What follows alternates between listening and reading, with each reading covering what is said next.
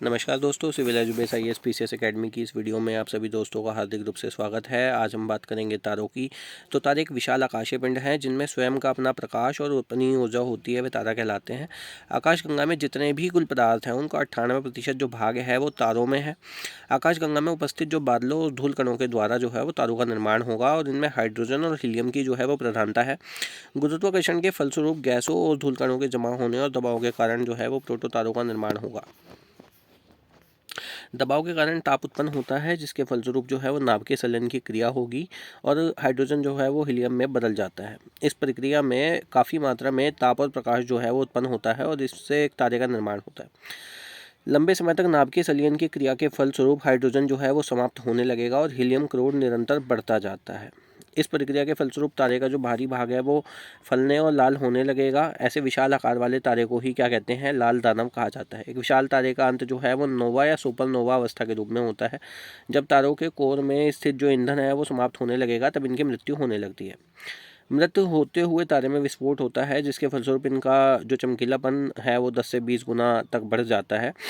जब तारे का चमकीलापन 20 गुना या इससे अधिक बढ़ जाएगा तो इसे क्या कहा जाएगा, सुपरनोवा। जब एक छोटा तारा जो है वो नोवा या सुपरनोवा जो है विस्फोट होता है तो विस्फोट के बाद में जो तारे का अत्यधिक सघन घोर है उसका अवशिष्ट भाग व्हाइट ड्वार्फ कहलाता है, यानी कि श्वेत वामन। ठीक है, ये याद रखिएगा। इसका आकार पृथ्वी के आकार से छोटा है, परंतु केंद्रीय भाग का जो घनत्व है वो 10⁸ ग्राम प्रति सीसी तक होता है। अब देखिए धूमकेतु क्या है, कॉमेट्स। तो ब्रह्मांड में आकाशीय धूल, गैस और हिमकणों से निर्मित जो पिंड हैं जो अनियमित कक्षा में सूर्य की परिक्रमा करते हैं, धूमकेतु या पुच्छल तारे कहलाते हैं। सामान्यतः ये पूंछ रहित होते हैं, किंतु जैसे ही वे सूर्य के पास में जाएंगे तो सूर्य की जो गर्मी है उसकी वजह से इनकी जो बाहरी परत है वो पिघल के कैसी हो जाएगी, गैस में बदल जाएगी और चमकीली पूंछ के समान दिखाई देगा वो। सर्वाधिक जो प्रसिद्ध धूमकेतु है वो हेली है, जिसका कि आवर्तकाल 76 वर्ष है। 1994 में शुमेकर लेवी 9 जो था वो बृहस्पति से टकराया था। टेम्पल 1, हेलवाप और एंकी कुछ अन्य प्रमुख जो हैं वो धूमकेतु के उदाहरण हैं। बड़े तारे यानी कि सूर्य के आकार में 2 गुने आकार तक हैं। नोवा या सुपरनोवा विस्फोट के पश्चात उसके सघन कोर का जो अवशिष्ट भाग है वो न्यूट्रॉन तारा कहलाता है। न्यूट्रॉन तारा का घनत्व आपको याद रखना है, 10⁻14 ग्राम प्रति सीसी तक है। छोटे आकार के कारण न्यूट्रॉन तारा जो है वो काफ़ी तेज गति से घूर्णन करता है। घूर्णन मतलब अपनी ही दूरी पर घूमना, और विद्युत चुम्बकीय तरंगों का उत्सर्जन करता है। ऐसे तारे क्या कहलाएंगे, पल्सर। बड़े तारे विस्फोट के पश्चात में अत्यधिक गुरुत्वाकर्षण के कारण काफ़ी संकुचित और सघन हो जाते हैं। इनका घनत्व अत्यधिक होता है, यानी कि डेंसिटी। अत्यधिक सघनता के कारण कोई भी पदार्थ, यहाँ तक कि सूर्य का प्रकाश भी इसके गुरुत्वाकर्षण से नहीं बच पाता है तथा अंध क्षेत्र हो जाता है। यही कारण है कि हम इसे कृष्ण छिद्र कहते हैं। वर्ष 1967 में सर्वप्रथम ब्लैक होल शब्द का प्रयोग जो था वो अमेरिका के भौतिक शास्त्री जॉन व्हीलर ने किया था। अब देखिए उल्का और उल्कापिंड क्या है, ये कई बार ना ग्रह से अलग हो जाते हैं। ग्रह जैसे घूमता है ना तो ग्रह के टूटने से ग्रह का कुछ पार्ट जो है वो टूट जाता है और वो घूमने लगता है। हमने आपको बताया था वो चीज़ है कि ब्रह्मांड में उल्का जो है वो धूल और गैस से निर्मित एक लघु पिंड है जो पृथ्वी के गुरुत्वाकर्षण के कारण पृथ्वी की ओर आते हैं। अब पृथ्वी पे तो गुरुत्वाकर्षण है ना, अगर गुरुत्वाकर्षण ना होता तो फिर क्या पृथ्वी पे जीवन कैसे संभव हो पाता जीवन संभव नहीं। गुरुत्वाकर्षण की वजह से ही जीवन जो है वो संभव हुआ है। और वायुमंडलीय घर्षण के कारण जो है वो जलकर नष्ट हो जाते हैं। वायुमंडलीय जो घर्षण है उसके कारण जल के जो है वो नष्ट हो जाएगा। और जो पिंड पूरी तरीके से नष्ट नहीं हो पाते हैं, चट्टानों के रूप में जो है वो पृथ्वी पर गिरते हैं, उन्हें उल्काश्म कहते हैं। बड़े हुए जो उल्काश्म उनको उल्का पिंड कहा जाएगा, ये ध्यान रखना। सौरमंडल जो है उस पर जान लेते हैं कि सबसे बड़ा जो हमारा ग्रह है वो बृहस्पति है और सबसे छोटा जो ग्रह है वो बुध है। सूर्य के सबसे निकट है बुध, सूर्य से सबसे दूर है वरुण। ये ध्यान रखिएगा। सौरमंडल का सबसे बड़ा जो उपग्रह है वो है गैनीमेड। उपग्रह की मैं बात कर रहा हूँ। उपग्रह मतलब जैसे पृथ्वी के पास एक उपग्रह है, कौन सा है, चंद्रमा। इसी तरीके से जो सबसे बड़ा उपग्रह है ये गैनीमेड है और सबसे छोटा जो उपग्रह है वो है डिमोस। सबसे अधिक जो चमकीला ग्रह है वो शुक्र है। शुक्र को भोर का तारा या सांझ का तारा भी कहा जाता है। पृथ्वी की जुड़वा बहन के नाम से भी शुक्र को जानते हैं हम। सबसे अधिक चमकीला तारा जो है वो साइरस है। सबसे अधिक चमकीला तारा साइरस और सबसे अधिक उपग्रहों वाला जो ग्रह है वो बृहस्पति है। इसके करीब 63 के करीब उपग्रह हैं और सबसे अधिक भारी ग्रह भी बृहस्पति ही है। रात्रि में लाल दिखाई देने वाला जो ग्रह है वो मंगल है और सबसे अधिक ठंडा जो ग्रह है वो वरुण है। पृथ्वी के सबसे निकट ग्रह शुक्र है और पृथ्वी का उपग्रह जो है वो चंद्रमा है। पृथ्वी की बहन शुक्र को भी कहा जाता है।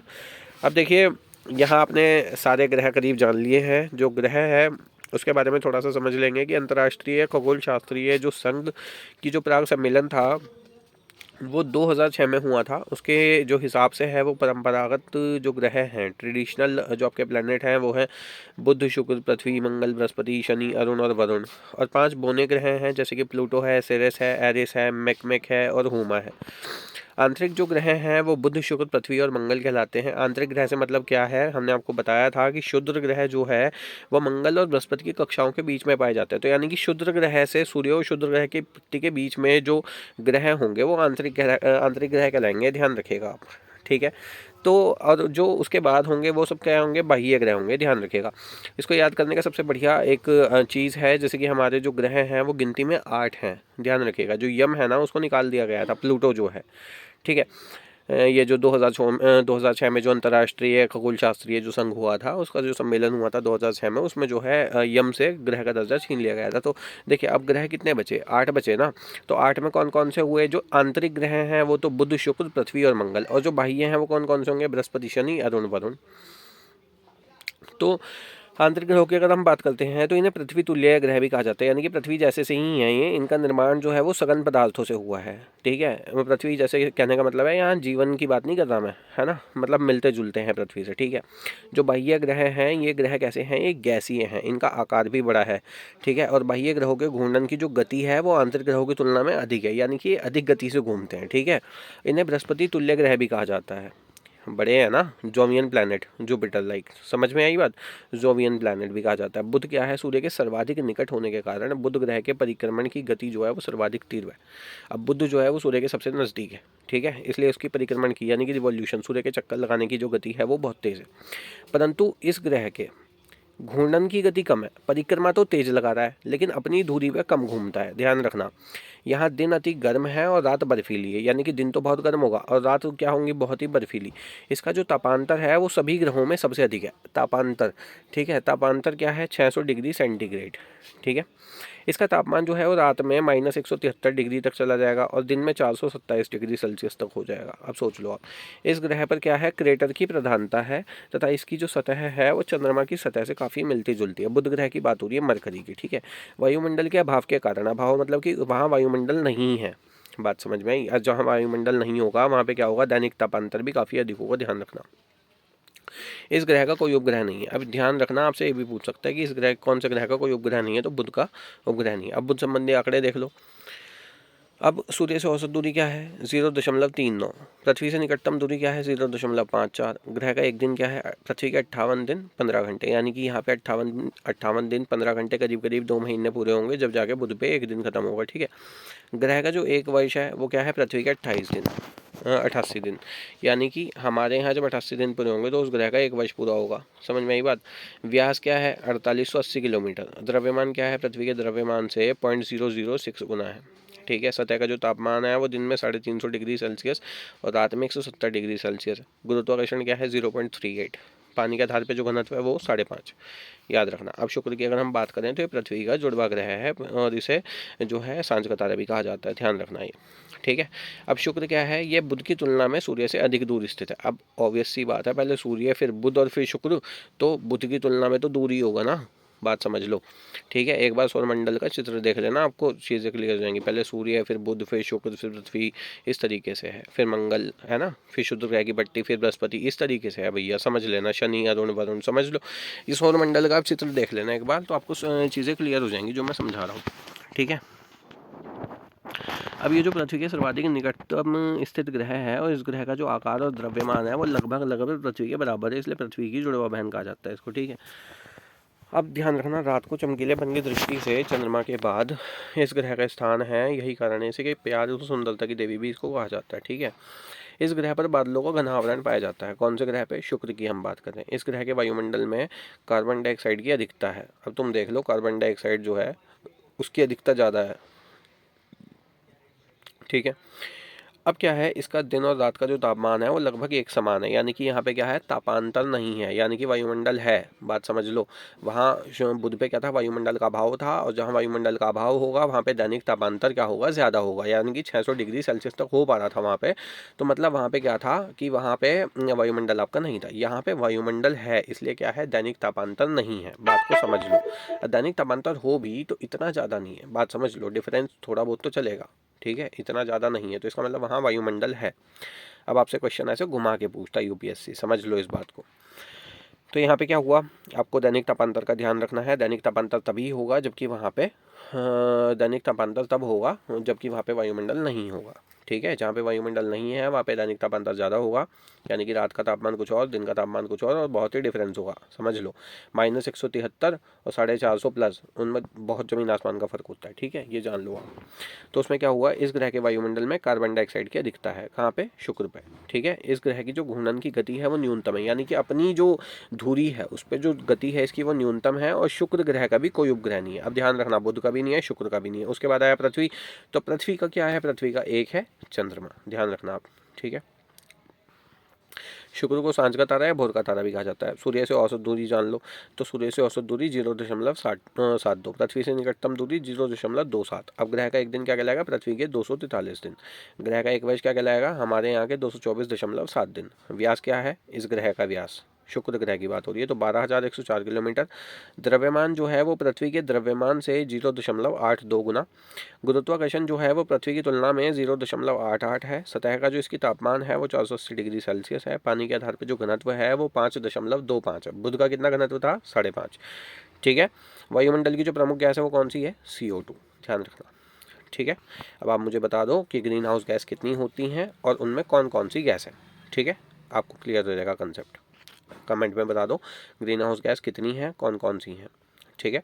अब पृथ्वी क्या है, पृथ्वी एक सघनतम ग्रह है, पृथ्वी की बात कर रहे हैं हम, तो सूर्य से बढ़ती दूरी के अनुसार इसका स्थान जो है वो तीसरा है। और अगर आकार की हम बात करेंगे तो आकार की दृष्टि से पृथ्वी का हमारी 5वां स्थान है, ठीक है, पृथ्वी जहाँ पे आप रहते हैं, ठीक है। इस ग्रह का जो ताप परिसर है वो ऐसा है कि यहाँ जल, द्रव, ठोस, गैस तीनों ही रूप है, ठीक है। यहाँ पे तो सब पाया जाएगा, तभी तो जीवन की अवस्थाएं पाई जाती हैं यहाँ पे। इसके फलस्वरूप इस ग्रह पर क्या है, जीवों का भी अस्तित्व पाया जाएगा। अब जीव, हम भी तो जीव ही है ना, समझ रहे हो, हम जीव हैं, ठीक है। तो जीव मतलब जो सांस ले रहा है, सजीव निर्जीव तो जानते हो ना, निर्जीव मतलब जो सांस नहीं ले सकता, ठीक है, जिसमें जो है जान नहीं है। सजीव मतलब जैसे हम लोग हो गए। अब उसमें मनुष्य आ गया, पेड़ पौधे आ गए, जीव जंतु, ये सब सजीव है, ठीक है। अब मेज, कुर्सी, पाइप, ये सब क्या है, ये निर्जीव है, ठीक है, इनमें जीवन तो नहीं है ना, हाँ ऐसे समझ लो। तो इसके फलस्वरूप इस ग्रह पर जीवों का अस्तित्व पाया जाता है। यहाँ पे क्या है, यहाँ पे जल, द्रव, ठोस, गैस, सभी तीनों चारों जो अवस्थाएं हैं वो सभी हैं। यहाँ पे जलमंडल भी पढ़ेंगे, वायुमंडल भी पढ़ेंगे, जीवधारियों का वर्गीकरण भी पढ़ेंगे, आहार श्रृंखला भी पढ़ेंगे, खाद्य जाल भी पढ़ते हैं हम पर्यावरण में। तो ये सारी चीज़ें होती हैं ना। अभी हमने पर्यावरण में जब बताया था कि बायोस्फीयर रिजर्व भी हैं, यहाँ पे रामसर स्थल भी है। सरकार समय समय पर जो है जंतुओं के लिए जो है विभिन्न विभिन्न योजनाएं चला रही है, जैसे घड़ियाल की योजना चला रही है, इसके प्रोजेक्ट हाथी चलाया था, प्रोजेक्ट आपका टाइगर चलाया था 1973 में। तो इस तरह की जो असम में आपका ये काजीरंगा में एक सींग वाले गैंडे के लिए प्रसिद्ध है। इतने तरह तरह के जो जंतु हैं वो पाए जाते हैं, जलीय जंतु भी पाए जाते हैं, स्थलीय जंतु भी पाए जाएंगे। तो यहाँ जितना सब कुछ है वो पृथ्वी पे मौजूद है, ठीक है। तो इसके फलस्वरूप क्या है, यहाँ पे अलग अलग तरह के जीव पाए जाते हैं, उभयचर, स्तनधारी सब मिलते हैं यहाँ। तो अब हम बात करेंगे मंगल की। तो मंगल क्या है, एक लाल गेंद की भांति प्रतीत होता है। हमने आपको क्या बताया था, लाल गेंद जैसा है, लाल ग्रह जो है, ठीक है। जीवन की संभावना के कारण अब यहाँ पे क्या है, जीवन की संभावना है। अभी चंद्रयान-3 उतारा गया था, ठीक है। तो वो क्या करता है, इसी तरीके से यहाँ से अलग अलग मिशन भेजे जाते हैं, मंगल पे भी भेजा गया था, ठीक है। अब चंद्रमा तो क्या करते हैं, ये चंद्रयान-3 जो है ये चंद्रमा के दक्षिणी हिस्से के लिए भेजा गया है कि भैया वहाँ देख के आओ, वहाँ पे क्या है हिसाब किताब, ठीक है। अब ऐसी स्थिति में अलग अलग ग्रह के लिए अलग अलग मिशंस भेजे जाते हैं, हर एक देश भेजता है, ठीक है। भारत ने भी भेजा था, जैसे चंद्रयान-3 भेजा था, चंद्रयान-2 भेजा, चंद्रयान-2 विफल हो गया था, लेकिन चंद्रयान-3 जो है वो सक्सेसफुल हो गया, इस तरीके से है। तो मंगल क्या है, एक ग्रह है, एक लाल गेंद की भांति है, और जीवन की संभावना के कारण इस ग्रह में अन्य ग्रहों की तुलना में मनुष्य की अधिक दिलचस्पी रही है। अब हमेशा क्या करेंगे आप, जब भी ग्रहों के अध्ययन की बात होगी, जब भी किसी ग्रह पे भेजने की बात होगी, तो मंगल ग्रह की बात होगी, ठीक है। अब मंगल ग्रह का जो अक्षीय झुकाव है, जैसे हमारी पृथ्वी का जो अक्षीय झुकाव है वो 23.5 डिग्री है, ठीक है। जो आप ग्लोब देखते हो तो ग्लोब में क्या है, ग्लोब झुका हुआ होता है थोड़ा सा, तो वो 23.5 डिग्री है। अब ऐसा कोई कील नहीं है पृथ्वी में निकली हुई कि आपको जो है पृथ्वी को झुका देता है। तो वो ग्लोब इसी तरीके से बनाया गया है कि पृथ्वी जितनी झुकी हुई है, ग्लोब जैसे रखा है, पृथ्वी की स्थिति ठीक वैसी ही है। ठीक है, और ये भू आब है, याद रखिएगा। पृथ्वी का जो आकार है वो कैसा है, भू आब है, ध्यान रखना। तो मंगल ग्रह का जो अक्षीय झुकाव है और जो घूर्णन की जो गति है, घूमने की जो अपनी धुरी पे जो घूमने की गति है, मैं बार बार बता चुका हूँ, परिक्रमण और घूर्णन में फ़र्क समझ लेना। ठीक है, परिक्रमण क्या है, किसी चीज़ की परिक्रमा करना, किसी चीज़ के चारों ओर घूमना। जैसे आपने कुर्सी रखी और उसके चारों ओर घूम रहे हो आप, तो वो परिक्रमा है। घूर्णन है अपने ही स्थान पे खड़े खड़े, आप कहीं जा नहीं रहे, अपने ही स्थान पे खड़े हो और अपनी ही स्थान पे घूम रहे हो, उसको क्या कहेंगे, उसको कहेंगे घूर्णन। ठीक है, उसको कहेंगे घूमना। और परिक्रमा मतलब किसी चीज़ की परिक्रमा लगाना। तो जो मंगल ग्रह है उससे पृथ्वी की जो काफ़ी मिलती जुलती ऋतुएं भी पाई जाएंगी। इस ग्रह पर न केवल नदी क्रिया बल्कि भयंकर बाढ़ के भी प्रमाण है। अब यहाँ नदी क्रिया तो है ही, लेकिन यहाँ बाढ़ के प्रमाण मिले हैं कहाँ पे, मंगल ग्रह पे। तो इस ग्रह पे वायुमंडल का पतला आवरण है जिसमें नाइट्रोजन और ऑर्गन गैस पाई जाती है। याद रख लो कौन सी गैस कहाँ पे पाई जा रही है, इंपॉर्टेंट है। ठीक है, और भी कुछ नहीं, तो आपको क्वेश्चन लगाने में मदद मिलेगी, ध्यान रखना। ठीक है, तो इस ग्रह पर वायुमंडल का जो है पतला आवरण है और इसमें नाइट्रोजन और ऑर्गन जैसी गैसें पाई जाती हैं। CO2 कौन से पे पाई गई थी बताओ, CO2 शुक्र पे पाई गई थी। ठीक है, पृथ्वी पे तो सभी हैं। ठीक है, बुध पे कोई गैस नहीं थी, इसलिए दैनिक तापांतर क्या था, दैनिक तापांतर। हाँ, ठीक है। तो निक्स ओलंपिया मंगल ग्रह स्थित सर्वोच्च पर्वत है, याद रखिएगा। मंगल ग्रह पे यानी कि निक्स ओलंपिया जो है वो उसका सर्वोच्च पर्वत है मंगल ग्रह का, जो माउंट एवरेस्ट की तुलना में 3 गुना ऊंचा है। वर्तमान समय में यूरोपीय संघ का जो बीगल 2 था और नासा के स्पिरिट मिशन द्वारा इस ग्रह का अन्वेषण जो है वो कार्य भी जारी है। इसे लाल ग्रह भी कहा जाता है। सूर्य में जो चौथा ग्रह है वो सूर्य की परिक्रमा 1 वर्ष 321 दिन तथा आकार में अंडाकार है। ठीक है, रासायनिक संगठन की अगर हम बात करेंगे तो उसमें क्या है, कार्बन डाइऑक्साइड 95% है, 2 से 3% नाइट्रोजन है, लगभग 2% ऑर्गन है और कुछ मात्रा में बर्फ, जलवायु, अमोनिया और मीथेन भी है। ठीक है, यहाँ पे अमोनिया, ये जो मीथेन है इनके बारे में जान लो। ठीक है, मीथेन कहाँ से मिलती है, ठीक है, धान के खेत से। ठीक है, इस तरीके से जान लेना चाहिए आपको। मंगल का सबसे ऊंचा पर्वत जो ज्वालामुखी है वो निक्स ओलंपिया है। ठीक है, मंगल के जो 2 ग्रह हैं वो फोबोस और डिमोस हैं। मेरिना 9 जो है वह मंगल ग्रह का अंतरिक्ष अभियान है, ये जान लेना। मंगल से संबंधित आंकड़े आप जान लो कि सूर्य से जो औसत दूरी है वो 1.52 है, पृथ्वी से जो निकटतम दूरी है वो 0.38 है। ग्रह का जो एक दिन है वो पृथ्वी के 24 घंटे 37 मिनट का है। ठीक है, लगभग यही तो होता है यहाँ भी। तो हमने क्या कहा था कि पृथ्वी से मिलता जुलता है। ठीक है, ग्रह का जो एक वर्ष है वो पृथ्वी के 687 दिन है। व्यास जो है वो 6795 किलोमीटर है। द्रव्यमान जो है वो पृथ्वी के द्रव्यमान से 0.11 गुना है। सतह का जो तापमान है वो -150 डिग्री सेल्सियस है। गुरुत्वाकर्षण जो है वो पृथ्वी से 8.38 गुना है। पृथ्वी की तुलना में जो डेंसिटी है इसकी वो कम है, 3.94। अब बुध की अगर हम बात करें 5.5 थी, शुक्र की जो डेंसिटी थी वो कितनी थी, 5.25, और मंगल की जो है पृथ्वी की तुलना में जो घनत्व है वो 3.94 है। ठीक है, वायुमंडल की जो प्रमुख गैस है यहाँ पे वो कौन सी है, CO2, मंगल ग्रह पे। ठीक है, यानी कि मंगल और शुक्र में क्या पाई जा रही है, CO2। यहाँ पे भी CO2 95% पाई जा रही है, शुक्र पे भी कार्बन डाइऑक्साइड गैस की अधिकता है। ठीक है, और उपग्रह कितने हैं इसके, 2। कौन कौन से हैं, फोबोस और डिमोस, ध्यान रखिएगा। अब बात करेंगे मंगल ग्रह के बाद कौन आया था, मंगल ग्रह के बाद आएगी शुद्ध ग्रह की पट्टी, मंगल और बृहस्पति के बीच में। तो मंगल की कक्षा हम पढ़ चुके, देखो बुध पढ़ चुके, शुक्र पढ़ चुके, पृथ्वी पढ़ चुके, उसके बाद हम मंगल ग्रह पढ़ चुके। अब हम शुद्ध ग्रह पहले पढ़ चुके हैं, अब हम बात करेंगे बृहस्पति की। ठीक है, लाइन बारी से चल रहे हैं, समझ के चलना। अब ये सौरमंडल का सबसे बड़ा ग्रह है। ठीक है, अब आंतरिक ग्रह हमने खत्म कर दिया, अब हमने बाह्य ग्रह पढ़ने शुरू करें। तो जिसका आयतन पृथ्वी के आयतन का 1300 गुना है, यानी कि पृथ्वी का जो आयतन है उसका 1300 गुना जो है वो बृहस्पति का है। यह ग्रह जो है वो मुख्यतः गैस और द्रव से मिलकर बना है। ठीक है, यहाँ पे ठोस नहीं है मतलब। तो बृहस्पति ग्रह के जो वायुमंडल में है वो हाइड्रोजन और हीलियम की प्रधानता है, ध्यान रखना। यहाँ पे कौन कौन सी गैस है, हाइड्रोजन और हीलियम है। ठीक है, सभी ग्रहों में इस ग्रह के घूर्णन की गति जो है वो सर्वाधिक तीव्र है, यानी कि अपनी धुरी पे बहुत तेज घूमता है। ठीक है याद रखना। अब हमने क्या बताया अभी थोड़ी देर पहले आपको कि इस ग्रह पे क्या है, गैस और द्रव से मिलके बनाया है ये। तो इसका मतलब क्या है, 3 अवस्थाएं होती है ना पदार्थ की, ठोस, द्रव और गैस। ये तो पढ़ा होगा ना, किसी भी पदार्थ की क्या अवस्था होगी, या तो वो ठोस में होगा, सॉलिड होगा, या लिक्विड होगा, या गैस होगा। तीन ही तो चीज़ होंगी। अब वहाँ पे क्या है, ये जो आपका जो प्लेनेट है, जो जुपिटर है, वो क्या है, जुपिटर मतलब बृहस्पति। तो ये जो बृहस्पति आपका जो ग्रह है वो गैस और द्रव से मिलकर बना है, मतलब कि वहाँ सॉलिड जो एक चीज़ है, जो ठोस है, वो अवस्था वहाँ नहीं है। तो यहाँ पे क्या है, बृहस्पति में ठोस सतह का अभाव है, याद रखना। ठीक है। एवं इसके भूगोलविक इतिहास के बारे में जानकारी नहीं है। अब इसका जो इतिहास है उसके बारे में भी नहीं है पता हमें। ठीक है। परंतु इस ग्रह के उपग्रह जो है वो ठोस पिंड है। अब ध्यान रखना भैया, ये जो है खुद जो ग्रह है वो तो क्या है, गैस और द्रव से मिलके बना है। ठीक है। लेकिन इसके जो उपग्रह है ना वो सॉलिड हैं, बात याद रखिएगा। उसकी जो अवस्थाएं हैं वो कैसी हैं, वो सॉलिड अवस्थाएं हैं जो उपग्रह हैं उसके। ठीक है, याद रखिएगा इसको। तो उन्होंने कहा इस ग्रह के 79 ज्ञात उपग्रहों में से 4 बड़े उपग्रह हैं, लो, यूरोपा, गैनेमिड और कैलिस्टो। उपग्रह जो सबसे बड़ा है वो कौन सा है, गैनेमिड है, ध्यान रखिएगा। और गैनेमिड किसका उपग्रह है, तो बृहस्पति का है। कितने ज्ञात उपग्रह हैं इसके, 79।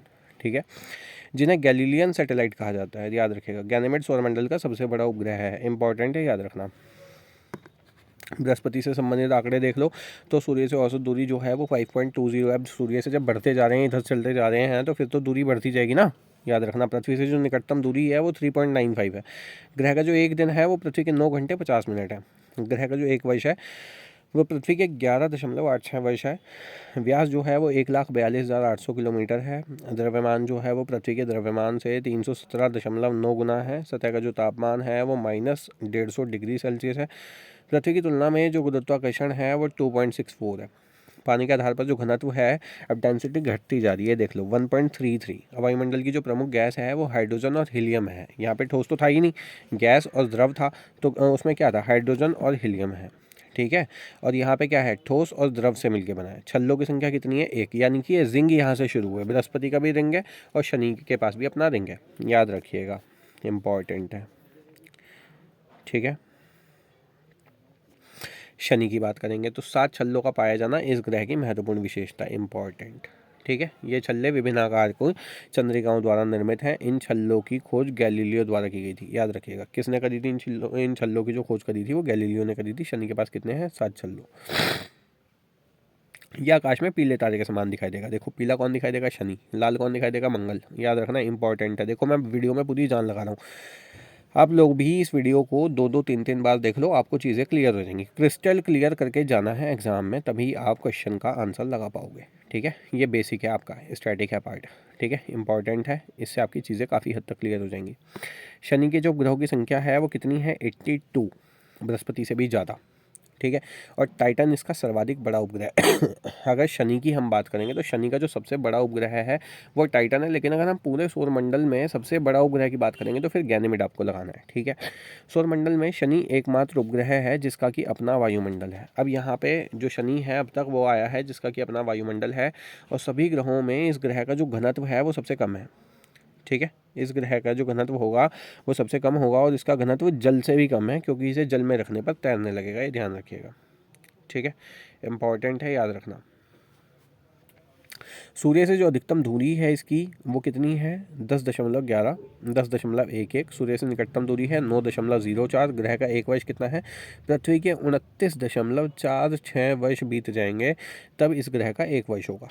ठीक है। ग्रह का जो एक दिन है वो पृथ्वी के 10 घंटे 14 मिनट का है। व्यास जो है वो 1,20,000 किलोमीटर है, यानी कि जो बृहस्पति है उसका व्यास ज़्यादा था, इसका व्यास कम है। ठीक है। द्रव्यमान क्या है, द्रव्यमान है पृथ्वी की तुलना में 95.2 गुना। सतह का जो तापमान है वो -180 डिग्री सेल्सियस है। किस ग्रह के पास अपना वायुमंडल है, तो शनि का, याद रखिएगा। गुरुत्वाकर्षण जो है वो 1.15 है। वायुमंडल की जो प्रमुख गैस है वो कौन सी है, हाइड्रोजन और हीलियम। ठीक है, याद रखिएगा। अब देख लो, यहाँ पे बृहस्पति पे भी हाइड्रोजन और हीलियम थे, यहाँ पे शनि पे भी हाइड्रोजन और हीलियम है, याद रखना, इंपॉर्टेंट है। बात करेंगे अरुण की, तो ये एक शीत ग्रह है। ठीक है, ठंडा ग्रह जिसके वायुमंडल में मीथेन की प्रधानता है। शीत ग्रह है, यहाँ पे मीथेन ज़्यादा है। ये ग्रह अपने कक्ष तल के साथ मात्र 8 डिग्री पर झुका है। पृथ्वी 23.5 पे झुकी है। ठीक है। तो मंगल कैसा है, ये भी 23.5 पे झुका है, मतलब करीब करीब। ठीक है। और ये कितना झुका है अरुण, 8 डिग्री पे। ठीक है। अतः जहाँ सभी ग्रह घूर्णन करते हैं यह ग्रह लुढ़कता हुआ प्रतीत होता है, याद रखिएगा। इस ग्रह का जो प्रकाश है वो हरे रंग का दिखाई पड़ता है। ठीक है। पीला कौन, शनि। हरा कौन, अरुण। लाल कौन, मंगल, याद रखिएगा। ठीक है। हरा कौन सा है, अरुण है।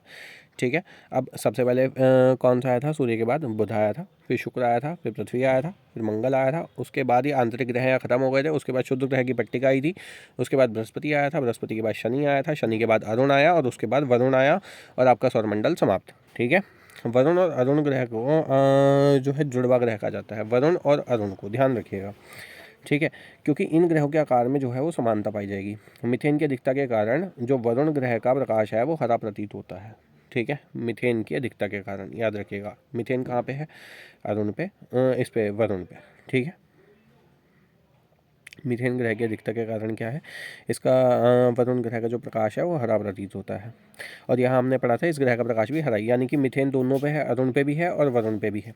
मीथेन दोनों के पास है। मीथेन की अधिकता के कारण वरुण ग्रह का जो प्रकाश है वो हरा है। इसके वायुमंडल में पृथ्वी के आकार का धब्बा पाया जाता है, जिसे विशाल काला धब्बा कहा जाता है। ठीक है, अब कुछ ग्रह ऐसे हैं जिनको हम खुली आँख से देख सकते हैं, जैसे कि बुध, शुक्र, शनि, बृहस्पति और मंगल।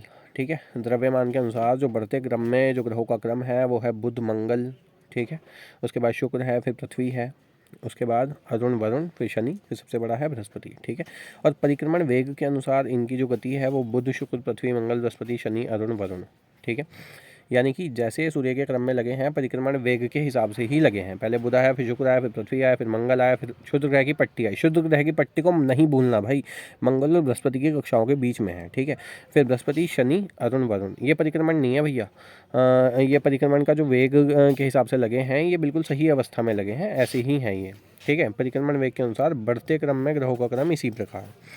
ठीक है, बृहस्पति, शनि, अरुण, वरुण, पृथ्वी, मंगल, बुध और शुक्र अपने अपने अक्ष पर झुकाव के आधार पर बढ़ते क्रम में ग्रहों का क्रम जो है वो इस प्रकार है कि शुक्र, बृहस्पति, बुध, पृथ्वी, मंगल, शनि, अरुण, वरुण, ये सब आप याद कर लेना किस किस तरीके से कैसे कैसे है। ठीक है, आकार के हिसाब से, सूर्य से बढ़ती हुई दूरी के हिसाब से इंपॉर्टेंट है। ठीक है, जान लेना, ये कई बार आपको क्रोनोलॉजिकल ऑर्डर में लगाने के लिए दे देगा। ठीक है, क्वेश्चन आ जाएगा आपका कि इनको जो है क्रमबद्ध विवरण से लगाओ, तो वो जिस भी आधार पर पूछा है आपको याद कर लेना इन चीज़ों को। ठीक है, अब बात करेंगे अगर बौने ग्रह की, तो अगस्त 2006 के प्राग सम्मेलन में इंटरनेशनल एस्ट्रोनॉमिकल यूनियन जो थी, उसके द्वारा प्लूटो को सौरमंडल के 9वें ग्रह की श्रेणी से बाहर करने के बाद उसी से मिलते जुलते सेरेस, एरिस, मेकमेक और होमा जो है 13 सितंबर 2006 को इंटरनेशनल एस्ट्रोनॉमिक यूनियन ने बौने ग्रहों की एक नई श्रेणी बनाई है और इसे इसमें प्लूटो को शामिल कर लिया। प्लूटो को कैसे शामिल कर लिया, बौने ग्रह में, ड्वार्फ प्लैनेट। ठीक है, अब एरिस जो है वो सौरमंडल का सबसे बड़ा बौना ग्रह है, और मंडल ये सॉरी आपका एरिस। इसकी खोज जो है वो वर्ष 2005 में की गई थी और एरिस का जो द्रव्यमान है वो पृथ्वी के द्रव्यमान का मात्र 0.27% है, जबकि जो इसका व्यास है वो 2300 से 2400 किलोमीटर है, लगभग 2500 किलोमीटर मान लो आप। सूरज की एक बार परिक्रमा करने में एरिस को 557 वर्ष लग जाते हैं। यह काफ़ी चमकीला ग्रह है।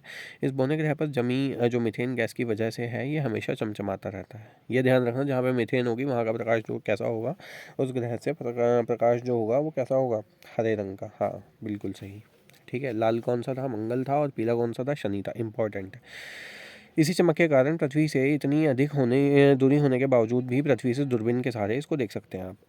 अब प्लूटो की अगर हम बात करें तो कुछ वर्ष पहले तक सौरमंडल का 9वां ग्रह माना जाता था ये, और अब इसको दूसरे सबसे बड़े बौने ग्रह का सम्मान मिल गया है। यानी कि सबसे बड़ा जो ड्वार्फ प्लैनेट है आपका वो एरिस है, और दूसरे नंबर पे अब आता है प्लूटो। यानी कि इसको बौने ग्रह की श्रेणी में जो हम ले आए हैं, और इसका व्यास जो है वो लगभग 2300 किलोमीटर है, जो पृथ्वी का मात्र 18% है, जबकि इसका जो आकार है वो पृथ्वी के उपग्रह चंद्रमा के मुकाबले सिर्फ 1/3 है।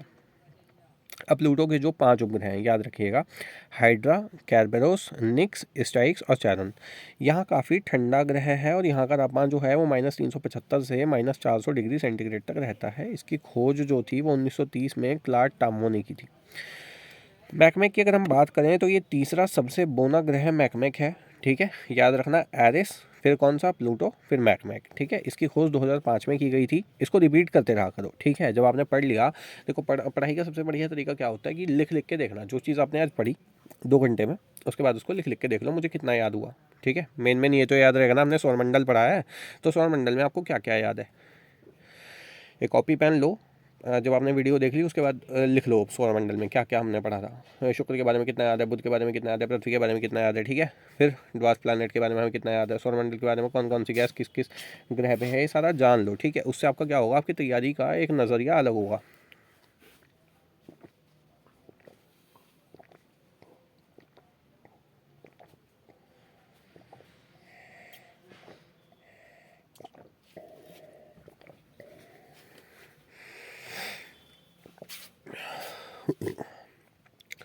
हम बात कर रहे थे ड्वार्फ प्लैनेट की, तो उसमें हम तीसरे सबसे बड़े बोने ग्रह की मैकमैक की बात कर रहे थे। तो इसकी जो खोज हुई थी वो 2005 में हुई थी और पोलिनेशिया क्षेत्र के ईस्टर द्वीप के मैकमैक देवता के नाम पर इस बोने ग्रह का नामकरण किया गया था। सूरज से लगभग 7.8 अरब किलोमीटर की दूरी पर होने की वजह से इस बोने ग्रह को सूर्य की एक बार परिक्रमा करने में लगभग 301 वर्ष का समय लगता है। अब बात करेंगे हुमा की। तो हुमा क्या है? चौथा सबसे बड़ा बोना ग्रह है हुमा। इसकी खोज 2004 में की गई थी और प्राचीन हवाइन धर्म की देवी हुमा के नाम पर इस बोने ग्रह का नाम रखा गया था। इंपॉर्टेंट है, पढ़ लेना, ठीक है। तो कैसे पढ़ेंगे हम? एरिस, एरिस के बाद प्लूटो, फिर मैकमैक, फिर हुमा, ठीक है। 4 जो हैं वो ड्वार्फ प्लैनेट हैं आपके, इंपॉर्टेंट हैं, याद रखिएगा, ठीक है। उसके बाद कौन सा आएगा? सेरस। कितने हो गए? 5। अब सौरमंडल के सबसे छोटे बोने ग्रह का रिकॉर्ड जो है वो सेरेस के नाम से है। कौन कौन से हैं 5? एरिस, प्लूटो, मैकमैक, हुमा, सेरेस, ठीक है। वर्ष 1801 में खोजे गए इस बोने ग्रह का नाम जो है वो रोम के कृषि देवता सेरेस के नाम पे रखा गया है। रोम कहाँ है? इटली में, ठीक है। सेरेस सूरज से 4 अरब 46 करोड़ किलोमीटर की दूरी पर है। इसका व्यास लगभग 950 किलोमीटर है और ये गोलाकार का है। सेरेस की इसकी खोज इटली के खगोल शास्त्री पियाजी ने की थी, ठीक है। इसका जो व्यास है वो बुध के व्यास का 1/5 भाग है। इंपॉर्टेंट है। पृथ्वी की अगर हम बात करेंगे तो पृथ्वी सौरमंडल का एकमात्र ऐसा ग्रह है जहाँ पे कि स्थलमंडल, जलमंडल, वायुमंडल और उसके साथ साथ में जीवमंडल भी पाया जाता है। रेडियो एक्टिव डेटिंग के आधार पर पृथ्वी की जो आयु है वो 4.6 अरब वर्ष ज्ञात की गई है। पृथ्वी की जो आकृति है वो पृथ्वी का भूमध्य रेखीय जो व्यास है वो 12,756 किलोमीटर है, जबकि जो ध्रुवीय व्यास है वो 12,714 किलोमीटर है। इंपॉर्टेंट है, याद रखना, ठीक है। भूमध्य रेखीय व्यास अलग होता है, ध्रुवीय व्यास आपका अलग होता है। अतः स्पष्ट है कि पृथ्वी जो है वो पूर्णतः गोले की आकृति की नहीं है, ठीक है। इसकी आकृति जो है वो नारंगी से मिलती जुलती है, जो ध्रुवों पे तो चपटी है और भूमध्य रेखा पे थोड़ी उभरी हुई है। पृथ्वी का अपना एक विशिष्ट आकार है जिसे जियोड कहते हैं, ठीक है। पृथ्वी कैसी है? जियोड। इसकी जो आकृति को लध्वक्ष ग्लोब भी कहा जाता है, ठीक है। ऑबलेट स्फेरॉइड, इंपॉर्टेंट है। पृथ्वी से सर्वाधिक सॉरी जो महत्वपूर्ण आंकड़े हैं वो ये हैं कि आयु इसकी करीब 4.6 अरब वर्ष है। द्रव्यमान जो है वो 5.97 इंटू 10⁻24 टन है। आयतन जो है वो 10.83 इंटू 10⁻24 लीटर है। सतह का जो कुल क्षेत्रफल है वो 51.1 करोड़ किलोमीटर है। औसत घनत्व की अगर हम बात करते हैं तो 5.5 ग्राम प्रति सीसी है। भूमध्य रेखीय व्यास जो है वो 7,927 मील यानी कि 12,756, और ध्रुवीय व्यास की अगर हम बात करेंगे तो वो 12,714 किलोमीटर है। भूमध्य रेखीय अगर परिधि की हम बात करते हैं तो वो 24,000 मील है और घूर्णन की जो गति है वो 1610 किलोमीटर प्रति घंटा है। परिभ्रमण की अगर गति की हम बात करें तो 1,07,160 किलोमीटर प्रति घंटा है। नक्षत्र दिवस की अवधि जो है वो 23 घंटे 56 मिनट 4 सेकंड की है। सौर दिवस की अवधि की अगर हम बात करेंगे तो 24 घंटे है। सूर्य से न्यूनतम दूरी है 14 करोड़ 70 लाख किलोमीटर। सूर्य से अधिकतम दूरी जो है वो 15 करोड़ 20 लाख किलोमीटर है। चंद्रमा से जो औसत दूरी है इसकी वो 3,84,365 किलोमीटर है। इसकी सतह का जो औसत तापमान है वो 15 डिग्री सेंटीग्रेड है। सर्वाधिक जो गहरा गर्त है वो मेरियाना है प्रशांत महासागर में। इंपॉर्टेंट है, याद रखिएगा, 11,033 मीटर। वैसे ये सबको ही पता है, ठीक है। सर्वाधिक जो निचला स्थलखंड है वो मृत सागर है, ठीक है, डेड सी, 397 मीटर में। इंपॉर्टेंट है, ठीक है। आज की वीडियो में इतना ही। नेक्स्ट अगली वीडियो में करते हैं। धन्यवाद।